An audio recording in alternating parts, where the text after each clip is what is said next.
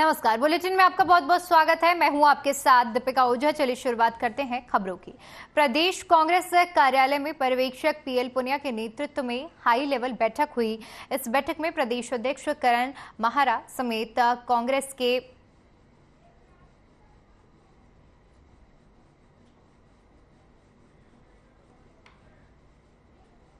प्रदेश प्रभारी पर गंभीर आरोप उठाते हुए कहा कि प्रभारी पूरे पार्टी का प्रभारी होता है, ना कि कुछ व्यक्तियों का। साथ ही उन्होंने कहा कि विधानसभा चुनाव हारने के बाद जब प्रदेश अध्यक्ष के नेतृत्व में परिवर्तन किया गया तो क्यों नहीं प्रदेश प्रभारी देवेंद्र यादव को भी उनके पद से हटाने का काम किया गया। तो कांग्रेस कार्यालय में बैठक का आयोजन किया गया, जिसमें कांग्रेस विधायकों ने सवाल उठाए। बैठक में कई तरह के सवाल उठाए गए और प्रदेश प्रभारी को लेकर भी चर्चाएं की गई।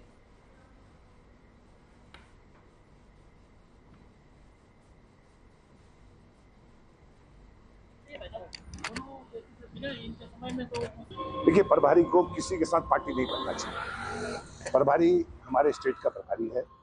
ये नहीं कि वो 4 लोगों के साथ में रह के या 4 लोगों की बात को रह के उनका वो करे। और प्रभारी तो सबके लिए बराबर है ना कांग्रेस पार्टी। तो इसलिए हमने तो हमारा तो यही कहना था कि भाई प्रभारी जब सीएलपी हटाया, जब प्रदेश अध्यक्ष हटाया चुनाव हारने के बाद में, तो प्रभारी को उत्तराखंड कांग्रेस में वरिष्ठ नेताओं के बीच चल रही जुबानी जंग थमने का नाम नहीं ले रही है और इसके लिए देहरादून पहुंचे केंद्रीय पर्यवेक्षक पीएल पुनिया ने कांग्रेस नेताओं के साथ बैठक कर विवाद को थमने की कोशिश की है। वहीं इस मामले में बीजेपी ने चुटकी ली। बीजेपी प्रदेश मीडिया प्रभारी मनवीर चौहान का कहना है कि उत्तराखंड कांग्रेस में बवाल कभी शांत नहीं हो सकता। राज्य गठन के बाद से अब तक उत्तराखंड कांग्रेस के नेताओं ने चाहे सत्ता में हो या फिर विपक्ष में कभी अपनी जिम्मेदारियों को पूरा नहीं किया। मौजूदा समय में कांग्रेस के नेताओं को जनता से जुड़े मुद्दों को प्रमुखता से उठाना चाहिए था, लेकिन नेता आपस में ही लड़ रहे हैं।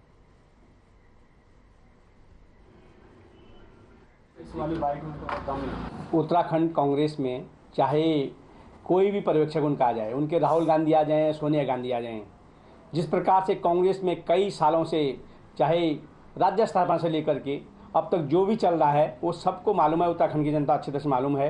कांग्रेस जब सरकार में रहती है तब भी उनके क्या हाल थे और जब वो विपक्ष में है तब भी उनके क्या हाल हैं, सब देख रहे हैं। क्योंकि कांग्रेस की जो उनकी नैतिक जिम्मेदारी इस समय विपक्ष में जनता के मांग को उठाने की है, उसको न उठा करके वो आपस में लड़ते झगड़ते रहते हैं। वहीं राजाजी टाइगर रिजर्व प्रशासन द्वारा जंगलों में लगने वाली आग और मानव वन्यजीव संघर्ष को रोकने के लिए विलेज वॉलंटियर प्रोटेक्शन फोर्स का गठन किया गया। फोर्स में जंगलों से सटे गांव में रहने वाले ग्रामीणों की भर्ती की गई है। हरिद्वार के BHEL स्थित सभागार में विलेज वॉलंटियर प्रोटेक्शन फोर्स में शामिल लोगों के साथ ही राजाजी प्रशासन के कर्मचारियों को विशेष ट्रेनिंग दी गई। कार्यक्रम में राजाजी टाइगर रिजर्व के डायरेक्टर साकेत बडोला ने वनाग्नि और मानव वन्यजीव संघर्ष को रोकने के लिए कई अहम जानकारियां दी और उन्हें सुरक्षा किट भी प्रदान की गई। लोगों को ट्रेन करना और उनकी एक ऐसी फोर्स तैयार करना जो कि हमारे कई तरह के जो इश्यूज़ होते हैं, जिसमें कि ह्यूमन वाइल्ड लाइफ कॉन्फ्लिक्ट एक है, जिसमें कि आपदा है, जिसमें फॉरेस्ट फायर है, उसमें वो फर्स्ट लाइन ऑफ डिफेंस जिसको कहते हैं, पहली पंक्ति की सुरक्षा जो है वो प्रोवाइड कर सकें। उसके अंतर्गत जो हमारे हरिद्वार ज़िले में जो एरिया लगा है, जो गांव लगे हैं, वहाँ पर से कुछ लोगों को चयनित किया गया है जो कि VVPF बना रहे हैं।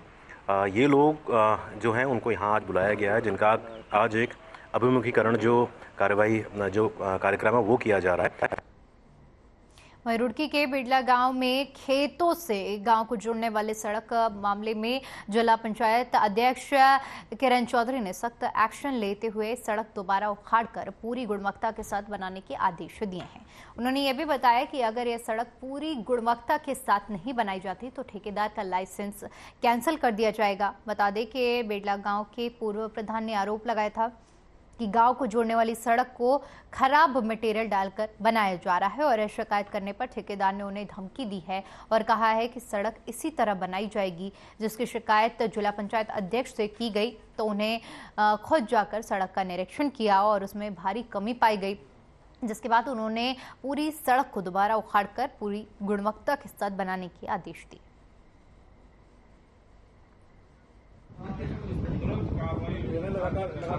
मैं और मेरी टीम मौके पर पहुंची। ठेकेदार द्वारा गलत हो रहा था वो हमने जब भी पकड़ा, जब भी वहाँ से हमने अपने इंजीनियर बुलाए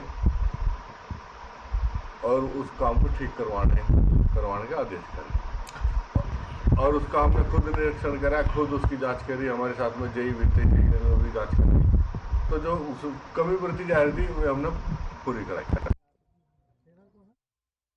वहीं ऋषिकेश के परमार्थ निकेतन में गंगा समग्र अविरल गंगा निर्मल गंगा कार्यक्रम का आयोजन किया गया, जिसमें सीएम पुष्कर सिंह धामी ने बतौर मुख्य अतिथि शिरकत की और कार्यक्रम का शुभारंभ भी किया। सीएम ने कहा कि अविरल गंगा निर्मल गंगा अभियान के तहत गंगा को स्वच्छ रखने के लिए कार्य किए जा रहे हैं, जिसमें गंगा को साफ सुथरा रखने के साथ साथ जल स्रोतों के संरक्षण और संवर्धन भी शामिल है।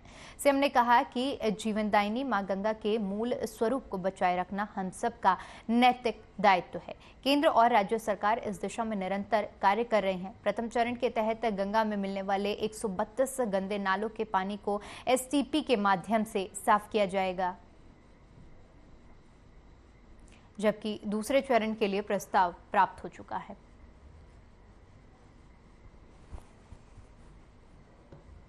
कार्यक्रम के अंतर्गत 24 स्नान घाटों एवं 26 मोक्ष घाटों का निर्माण कर उन्हें लोगों के लिए उपयोग के योग्य बनाया है और साथ ही साथ गंगा के जो कैचमेंट क्षेत्रों में गंगा वाटिका 30 बायोडायवर्सिटी पार्क एवं नर्सरियों को विकसित किया जा रहा है।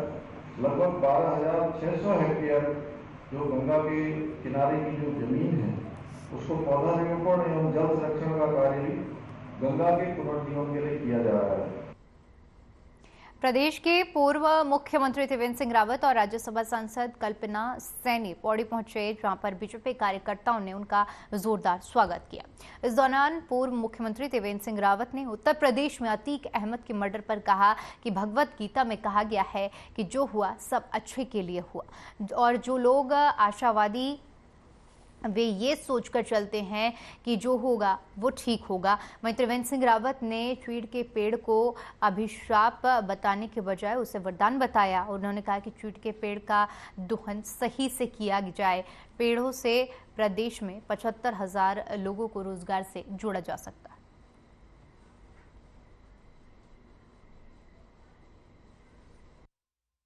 केस में बड़े अध्ययन की जरूरत है और जो चीड़ का पेड़ है उसकी हर चीज़ बहुत ही काम की है और इस पर बहुत बड़ा काम किया है इंडोनेशिया में। पिरुथानी केमिकल्स करके वहाँ पर एक उद्योग है, केमिकल बेस्ड इंडस्ट्री है और उसका बेस मटेरियल जो चीड़ है और वो बाकायदा चीड़ की फार्मिंग करते हैं। जैसे हमारे यहाँ अन्य पौधे लगाए जाते हैं, फसलें बोई जाती हैं, उसी तरह से वो चीड़ की फार्मिंग करते हैं और उससे आज वो लगभग 125 के लगभग आइटम वो बना रहे हैं। और चीड़ जिसको हम लोग अभिशाप कई बार कहते हैं, अभिशाप नहीं, चीड़ वरदान साबित हो सकता है और हमारे यहाँ तो नेचुरल चीड़ है। आवश्यकता है इस बात की उसकी वैज्ञानिक तरीके से उसका दोहन किया जाए। तो मैं समझता हूँ कि चीड़ में उत्तराखंड के लिए 75,000 लोगों को रोजगार देने की ताकत है। 2019 में 5 करोड़ को बढ़ाया, इसे हम 5 करोड़ और बढ़ा सकते। पर्यटन के साथ साथ चिकित्सा और शिक्षा, इन दोनों की को भी अच्छी तरह से बढ़ाना देना होगा। पर अगर उन स्थानों पर छोटी छोटी हवाई पट्टी हम विकसित कर लें और सरकार उस पर अच्छी सब्सिडी मतलब यहाँ तक हो कि अगर किसी गरीब को आवश्यकता पड़ी है तो वो एयर एम्बुलेंस बंद करके तत्काल हायर सेंटर पर भेज दे, उसका मानक तय किया जा सकता है। जो बिल्कुल गरीब है निःशुल्क सरकार हायर सेंटर पहुंचा सकती है, और जो समर्थ लोग हैं वो एक सब्सिडी के साथ उसका किराया दे सकते हैं। और फिर अपने इस पहाड़ पर मुझे लगता है इतनी खुरपाट की आवश्यकता में प्रदेश कांग्रेस अध्यक्ष करण माहरा की उपस्थिति में वार्ड सभासद उपाध्यक्ष नागरिक कल्याण मंच पौड़ी से अनीता रावत, प्रदेश अध्यक्ष भोजन माता संघ रोशनी बिष्ट और पूर्व सैनिक माकन सिंह रावत ने कांग्रेस की पूर्व अध्यक्ष सोनिया गांधी और राहुल गांधी के नेतृत्व में आस्था व्यक्त करते हुए कांग्रेस पार्टी की सदस्यता ग्रहण की। इस दौरान करण माहरा ने कहा कि अनीता रावत, रोशनी बिष्ट, माकन सिंह रावत को कांग्रेस पार्टी में आने से विधानसभा चुनाव में पार्टी को इसका लाभ मिलेगा और साथ ही साथ कांग्रेस के प्रत्याशी भारी बहुमत से विजयी होंगे। साथ ही उन्होंने कहा कि बीजेपी के नाकारापन के कारण आज कांग्रेस पार्टी में शामिल होने वालों से साफ जाहिर होता है कि बीजेपी के कुशासन से समाज का हर तबका त्रस्त हो चुका है।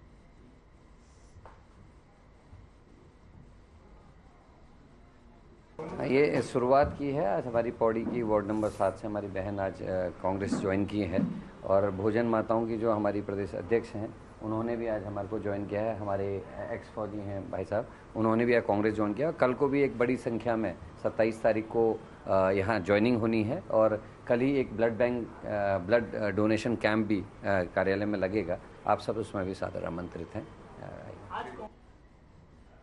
वहीं देहरादून प्रदेश कांग्रेस कार्यालय में पर्यवेक्षक पीएल पुनिया के नेतृत्व में विधायकों के साथ बैठक संपन्न हुई।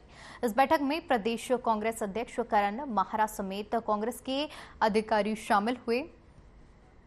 बैठक खत्म होने के बाद द्वाराहाट से कांग्रेस विधायक मदन बिष्ट ने प्रदेश प्रभारी पर कई गंभीर सवाल उठाते हुए कहा कि प्रदेश प्रभारी पूरी पार्टी का प्रभारी होता है, न कि कुछ व्यक्तियों का। साथ ही उन्होंने कहा कि विधानसभा चुनाव हारने के बाद जब प्रदेश अध्यक्ष के नेतृत्व में परिवर्तन किया गया तो क्यों नहीं प्रदेश प्रभारी देवेंद्र यादव को भी उनके पद से हटाने का काम किया गया। लगातार प्रदेश प्रभारी की लापरवाही के बाद प्रदेश में सभी कांग्रेस के नेता बयानबाजी कर रहे हैं।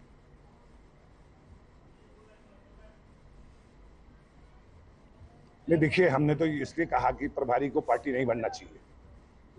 प्रभारी को हटाने की बात हमने इसलिए की, भाई वही प्रभारी टिकट बांटते हैं और वही प्रभारी समीक्षा करने आते हैं। आप बताइए कि आपके पास लोग नहीं है जो टिकट भी वो बांटेंगे, समीक्षा भी वो करेंगे और फिर रिपोर्ट भी एक साथ वो देंगे। इसलिए हम तो साफ कह रहे थे कि प्रभारी को हटाना चाहिए।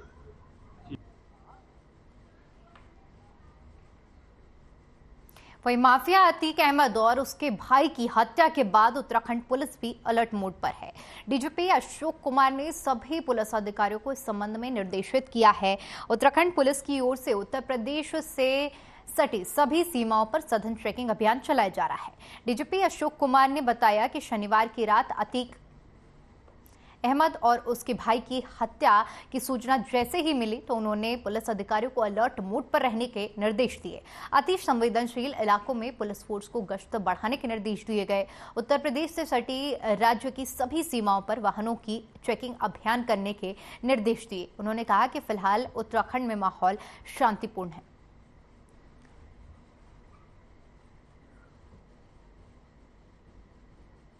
हमने रात में ही अपने सभी एसपीज और दोनों रेंज आईजी से बात कर ली थी, और हमारे उत्तराखंड की पुलिस पूरी तरह अलर्ट है और हमारे यहाँ वैसे भी माहौल शांतिपूर्वक है पूरी तरह से, और मुझे विश्वास है कि हमें शांति बनी रहेगी और कोई भी जो है यूपी का घटनाक्रम हमारे उत्तराखंड की उसको प्रभावित नहीं कर पाएगा माहौल को। कि कुछ इलाके हैं जिनको हम संवेदनशील मानते हैं तो उसमें उन सब पे हमारी नज़र है, और जैसा मैंने कहा कि हम पूरी तरह से सतर्क हैं। साथ ही साथ मैं ये भी अपील कर रहा हूँ कि देखिए, एक दूसरी जगह का घटनाक्रम है जो भी है उसका, वो हमारे राज्य की कानून व्यवस्था को, शांति व्यवस्था को, यहाँ के माहौल को खराब न करने। शहर के बुद्ध पार्क में आम आदमी पार्टी कार्यकर्ताओं ने बीजेपी के खिलाफ जमकर नारेबाजी करते हुए प्रदर्शन किया और कहा कि बीजेपी सरकार पूरी तरह से आपके कार्यों से तिलमिलाई हुई है और अनर्गल आरोप लगाकर सीबीआई का गलत उपयोग कर रही है।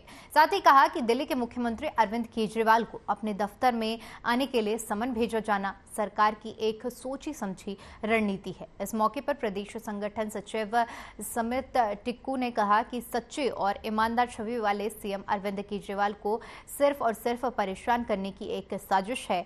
नरेंद्र मोदी सरकार आम आदमी पार्टी की बढ़ती लोकप्रियता और निरंतर बढ़ते हुए कुनबे को देखकर आने वाले समय में अपना सबसे बड़ा प्रतिद्वंदी समझ रही है। इसके चलते आम आदमी पार्टी के लोगों को परेशान किया जा रहा है।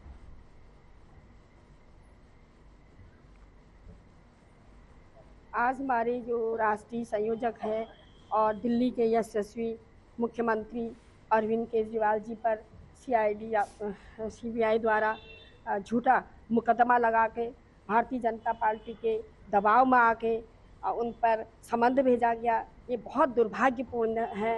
क्योंकि ऐसे मुख्यमंत्री एक कट्टर ईमानदार जिन्होंने स्कूलों के बारे में सोचा, जिन्होंने शिक्षा की एक अलग जगाई और जिन्होंने मोहल्ला क्लिनिक जैसी जनता के लिए उन्होंने इतना काम करा। शराब घोटाला तो एक बहाना है। केंद्र सरकार का और एक तरीके से विरोध कर रहे हैं कि जिस तरीके से एक कट्टर ईमानदार सरकार जो आम आदमी की पार्टी की सरकार है और आज हमारे मुखिया जो एक कट्टर ईमानदार व्यक्ति रहे हैं और न सिर्फ राजनीति में आने से पहले, राजनीति से पहले भी जिस तरह के उन्होंने काम किए हैं ईमानदारी के साथ और जो गरीबों की सेवा करी है, जो देश को नंबर 1 पे ले जाना चाहते हैं, उसके लिए आज सीबीआई ने उनको एक झूठे केस में समन किया है, जिसके आम आदमी पार्टी ही नहीं वरन देश की जो जागरूक जनता है। वहीं रुड़की में पुरानी पेंशन बहाली को लेकर कर्मचारियों के द्वारा पैदल मार्च निकाला गया। यह पैदल मार्च नगर निगम से शुरू होता हुआ जो कि सिविल लाइंस होते हुए एसडीएम चौक तक निकाला गया। इस मार्च में उत्तराखंड के पूर्व कैबिनेट मंत्री हरक सिंह रावत भी शामिल हुए, जिन्होंने पुरानी पेंशन बहाली की मांग की है। उनका कहना है कि पुरानी पेंशन बहाली की मांग लंबे समय से चली आ रही है और राजस्थान साथ ही हिमाचल प्रदेश में कर्मचारियों की यह मांग पूरी हो गई, लेकिन उत्तराखंड में यह मांग अभी भी अधूरी है।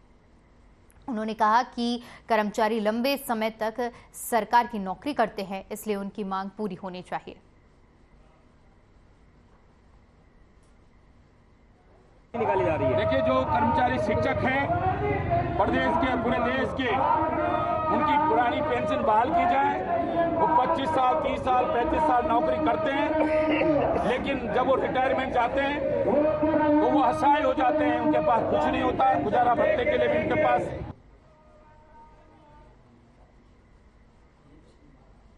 पुरानी पेंशन बहाली को लेकर कर्मियों ने सरकार के साथ साथ आर पार की लड़ाई का मन बना लिया है। अल्मोड़ा में NMOPS के बैनर के तले पेंशन संवैधानिक मार्च में जिले भर से सैकड़ों की तादाद में कर्मियों ने हिस्सा लिया। नंदा देवी मंदिर परिसर में आयोजित सभा में वक्ताओं ने कहा कि 1947 से 2005 तक किसी भी सरकारी कर्मचारियों को पेंशन में कोई दिक्कत नहीं हुई, लेकिन अचानक से ऐसी क्या दिक्कतें हो गई कि आज कर्मचारियों को उनके पेंशन के हक से वंचित किया जा रहा है। सरकार को चेताते हुए कर्मचारियों ने कहा कि अगर उनकी मांगे को नहीं सुना गया तो सभी कर्मी आने वाले चुनाव में सरकार को इसका जवाब देंगे। सभा के बाद कर्मियों ने नंदा देवी परिसर में मुख्य बाजार होते हुए चौगाना पाटा गांधी पार्क तक विशाल जुलूस निकाला।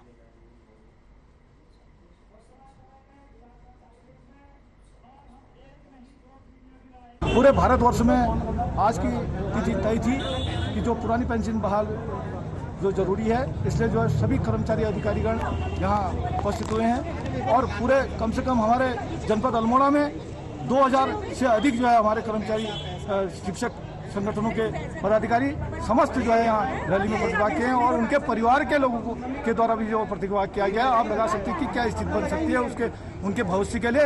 वो जब रिटायरमेंट हो रहे हैं हमारे कर्मचारी जो नए पेंशन के तहत आते हैं तो उनको जो है केवल 2000-3000 जो है पेंशन मिल रही है। इससे गुजारा भत्ता नहीं हो सकता है, बुढ़ापे की लाठी है। तो इसलिए सरकार को सोचना चाहिए कि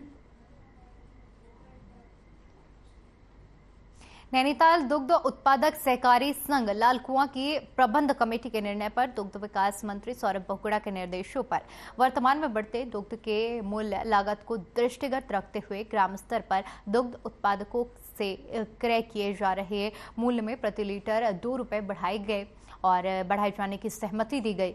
इस मामले में दुग्ध संघ अध्यक्ष मुकेश सिंह बोरा ने जानकारी देते हुए बताया कि दुग्ध मंत्री सौरभ बहुगुणा दुग्ध उत्पादक लागत मूल्य दिए जाने के निर्देश के क्रम में जनपद नैनीताल में वर्तमान के आंचल से संबंध 604 दुग्ध समितियों से जुड़े 30,000 दुग्ध उत्पादकों से ग्राम स्तर पर क्रय किए जा रहे हैं। उनके दुग्ध मूल्य में प्रति लीटर 2 रुपये बढ़ाने का निर्णय लिया गया है, जिसके तहत वर्तमान क्रय दर 43 रुपये प्रति लीटर से बढ़ाकर 45 रुपये प्रति लीटर निर्धारित की गई है।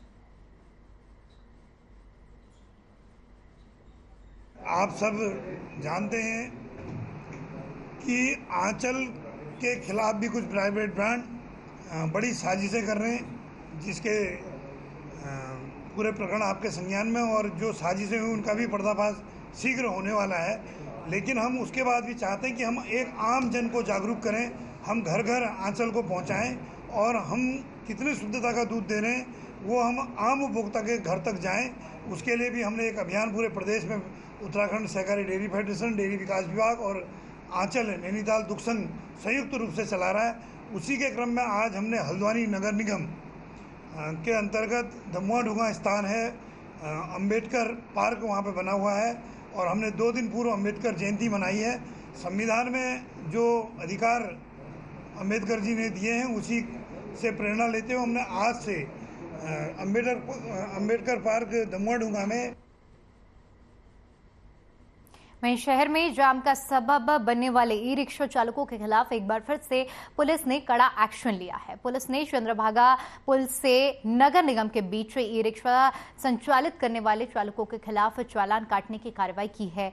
जिन ई रिक्शा चालकों के पास लाइसेंस और संबंधित दस्तावेज नहीं मिले, उनकी ई रिक्शा को पुलिस ने कब्जे में लेकर सील कर दिया। पुलिस का साफ कहना है कि ट्रैफिक नियमों का उल्लंघन बिल्कुल बर्दाश्त नहीं किया जाएगा, क्योंकि ट्रैफिक नियमों के उल्लंघन से इस शहर में जाम की स्थिति बनी रहती है।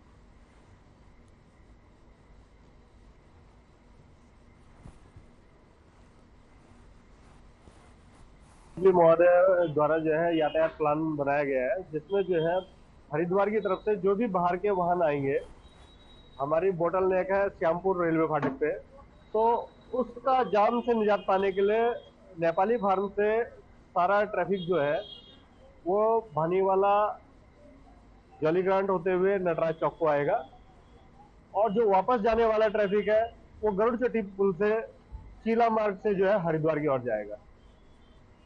और इससे जो है हमारे बोटल नेक के जो है जामों से निजात मिल सकती है।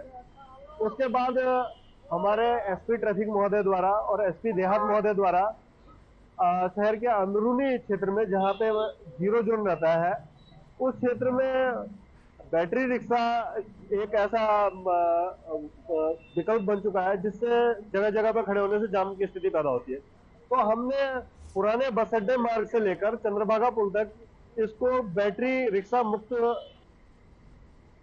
वहीं अल्मोड़ा शहर में बन रही पार्किंग को लेकर उस समय विवाद हो गया जब ब्रह्मानंद आश्रम पर बुलडोजर द्वारा मंदिर परिसर का एक भाग टूट गया, जिसके कारण स्थानीय जनता आक्रोशित हो गई और विरोध दर्ज कर आपत्ति जताने लगी। आनन फानन में जिला प्रशासन मौके पर पहुंचा और जनता को शांत किया गया। वहीं मामले पर प्रशासन का कहना है कि मामले पर कड़ी कार्रवाई की जाएगी। फिलहाल कार्यदायी विभाग को निर्देश दे दिए गए हैं कि मंदिर परिसर में हुई क्षति को निर्माण एजेंसी द्वारा ठीक किया जाए।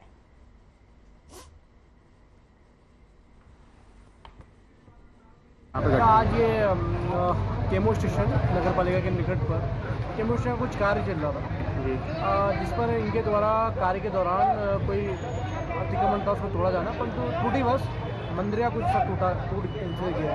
इसमें कार्यदायी संस्था के CNDS के प्रबंधक द्वारा यह आश्वासन दिया गया है कि तत्काल इसमें कार्य जो है मंदिर का जो पुनः स्थिति थी उसको लाया जाएगा और इसमें जो भी गलती हुई है उसको तुरंत सही किया जाएगा। चलिए, फिलहाल के लिए उत्तराखंड की खबरों में इतना ही। बाकी तमाम बड़ी खबरों के लिए बने रहिए हमारे साथ। नमस्कार।